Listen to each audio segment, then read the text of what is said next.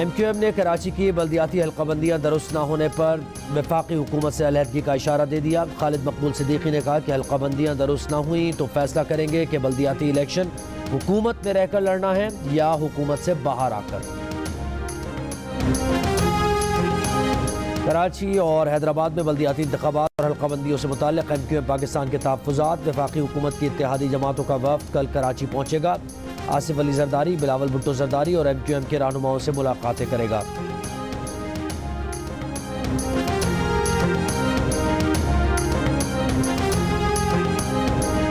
Governor Sindh Kamran Tessori कहते हैं फारूक सत्तार और मुस्तफ़ा कमाल MQM पाकिस्तान में बतौर कारकुन काम करने के लिए तैयार हैं। MQM के मुतालबात और खदशात पर उन्होंने कहा कि पीपल्स पार्टी से कहा है कि MQM को मुतमईन किया जाए।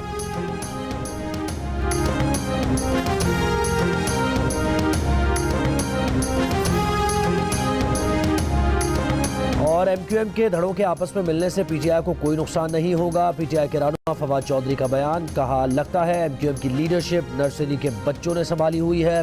कराची के लोगों को पता है कि ये सब लोग क्यों इकट्ठे हुए हैं।